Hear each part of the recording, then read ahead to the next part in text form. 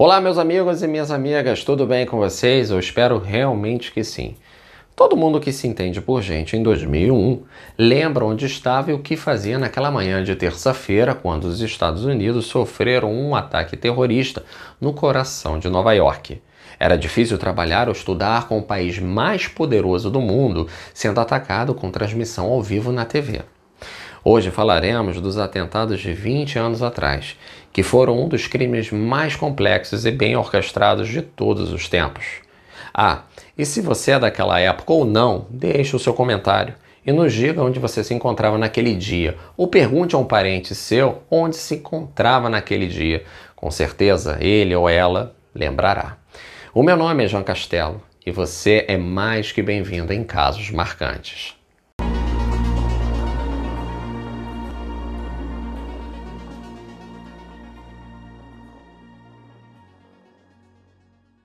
Era uma manhã tranquila em Nova York, o céu estava limpo, a temperatura agradável, as pessoas indo para seus trabalhos. Nunca ninguém imaginaria que as Torres Gêmeas seriam alvos de um ataque terrorista.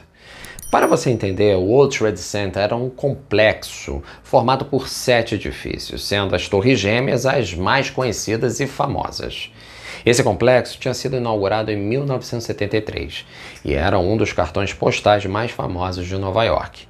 O complexo ficava no centro financeiro desta cidade e na hora do ataque, cerca de 15 mil pessoas já se encontravam no prédio. Foi assim que tudo aconteceu. 19 terroristas embarcaram em 4 voos diferentes que decolaram da costa leste dos Estados Unidos e que pousariam na Califórnia, na costa oeste. Os 4 voos eram de diferentes empresas aéreas. Depois que as aeronaves já tivessem decolado, os terroristas tomariam o controle das aeronaves para realizar o plano. E foi exatamente o que aconteceu. Durante o sequestro, os terroristas usaram armas brancas para esfaquear e matar os pilotos, comissários e os passageiros. Durante 2 dos sequestros, chegaram chamadas telefônicas indicando que facas foram usadas pelos sequestradores para ferir atendentes e ao menos um caso foi registrado de um passageiro. O voo 11 da American Airlines decolou às 7h59. E logo depois, às 8h46, foi lançado contra a torre norte do World Trade Center. Algumas pessoas que estavam gravando os prédios registraram o exato momento do primeiro ataque. Logo após a colisão com a primeira torre, a imprensa começou a fazer a cobertura do que se tratava naquele instante de um trágico acidente. Mas poucos minutos depois, às 9h03, o voo 175 da United foi lançado contra a torre sul do World Trade Center. As imagens foram transmitidas ao vivo para o mundo todo. E ali ficou nítido que não se tratava de um trágico acidente e que alguma coisa séria estava acontecendo. O ataque à segunda torre ampliou o grau de devastação do atentado e aumentou o número de mortes em Nova York. Uma vez que os ataques estavam em curso, as autoridades intervieram para minimizar a quantidade de mortos e para resgatar os feridos. No momento em que ocorreram os ataques, o pregão da Bolsa de Valores de Nova York, a NYSE, ainda estava fechado. Então, para evitar que o mercado de ações entrasse em colapso, a NYSE e a Nasdaq nem chegaram a abrir as negociações naquele dia e permaneceram fechadas até o dia 16 de setembro, o que representou a maior paralisação desde o crash de 1929. Vale lembrar que muitas corretoras e outras empresas do segmento financeiro tinham um escritório no World Trade Center e não foram capazes de funcionar na esteira da trágica perda de vidas e colapso de ambas as torres. Em 17 de setembro, primeiro dia de negociação da NYSE após o atentado, o Dow Jones caiu 684 pontos, uma queda de 7,1%, batendo o recorde de maior perda para um dia de negociação. Às 9h37, o voo 77 da American Airlines foi lançado contra o Pentágono, prédio do Departamento de Defesa dos Estados Unidos, local o qual deveria ser o mais seguro do mundo. A essa altura, com o terceiro avião se chocando, a informação de que o país passava por um atentado terrorista já era do conhecimento das autoridades e das pessoas comuns, como as que estavam no voo 93 da United. Os passageiros nesse voo conseguiram comunicar-se com conhecidos fora do avião e ficaram sabendo do que se tratava. Nesse momento, os passageiros do voo 93 acabaram rebelando-se contra os terroristas e entraram em combate contra eles. E depois que tomaram o controle do avião, optaram por lançar na zona rural de Shanksville, localizado no estado da Pensilvânia, às 10h03. Alguns dizem que o alvo desse voo era o Capitólio, centro do poder legislativo dos Estados Unidos. Mas voltando agora para Nova York, centenas de pessoas foram mortas instantaneamente com o impacto, enquanto as demais ficaram presas e morreram após o colapso da torre. Pelo menos 200 pessoas pularam dos edifícios centenas de metros abaixo com destino certo à morte, caindo nas ruas ou em telhados de edifícios próximos. Ao todo, 2.977 pessoas morreram no maior atentado terrorista da história, e foram pessoas entre 2 a 85 anos de idade. Às 9h59, a Torre Sul desmoronou após queimar por 56 minutos, causado pelo impacto do voo 175 da United. E às 10h28, a Torre Norte também desmoronou após queimar por aproximadamente 102 minutos.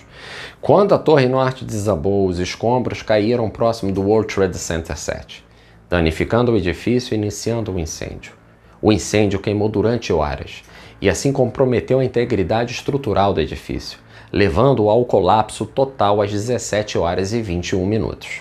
Milhões de outras pessoas que estavam nas ruas vendo incrédulos o inacreditável acontecendo, pessoas desesperadas começaram a correr sem destino após a queda das torres. Primeiro por causa da cena, e depois quando viram a poeira chegando como uma onda que cobriu totalmente Nova York, e deixando às cegas as pessoas que estavam em procura de um lugar seguro entre lojas e prédios. Acredite se quiser, mas foram 3 milhões de horas de trabalho para limpar quase 2 milhões de toneladas de escombros em Manhattan, serviço que só terminou 8 meses depois. Deixando a teoria da conspiração à parte, a investigação mostrou que o crime foi resultado de 2 anos de planejamento cuidadoso pela rede terrorista Al-Qaeda. E se engana quem pensa que os 19 seguidores de Osama Bin Laden tinham origem humilde. Todos eram muçulmanos de classe média e alta. Segundo as investigações, o atentado custou à Al-Qaeda cerca de $500 mil, mas nunca se conseguiu rastrear a origem desses recursos. No mês anterior ao ataque, tanto o FBI e a CIA receberam diversos indicativos de que algo grande estava sendo tramado, mas não conseguiram conectar as pistas e prever o atentado. Afinal, no fatídico 11 de setembro, a Al-Qaeda causou em 1 hora mais danos aos Estados Unidos do que 50 anos de Guerra Fria. É isso mesmo que você ouviu. Os Estados Unidos então responderam aos ataques com o lançamento da Guerra ao Terror. O país invadiu o Afeganistão para derrubar o Talibã, que obrigou os terroristas da Al-Qaeda a fugirem. Assim, após o 11 de setembro, os estados ocidentais se transformaram em sociedades obcecadas pela segurança, com orçamentos astronômicos para a inteligência e leis para invadir a privacidade dos cidadãos. Se hoje você precisa tirar os sapatos e abandonar a sua garrafinha de água para embarcar no avião, é por causa do 11 de setembro. Se você, e até mesmo um presidente de um país, pode ser interceptado pela CIA a qualquer momento, sem que você nem mesmo desconfie. E é por causa do 11 de setembro também. O pior é que a paranoia nem parece ajudar. Bin Laden morreu sem realizar o objetivo de dar início a um choque de civilizações. Mas o seu modelo de guerra desigual e covarde segue inspirando atentados terroristas até hoje. 20 anos após os atentados, o local hoje abriga um complexo de prédios, um memorial, um museu e o One World Trade Center, concluído em 10 de maio de 2013, e assim se tornando o edifício mais alto da cidade de Nova York e o mais alto do hemisfério ocidental, com 541 metros. E aí vai uma curiosidade. Essa altura equivale a 1.776 pés, que é uma homenagem à independência dos Estados Unidos que ocorreu em 1776. E por hoje é isso, pessoal. Muito obrigado e um forte abraço a todos e até o próximo Caso Marcante. Foi!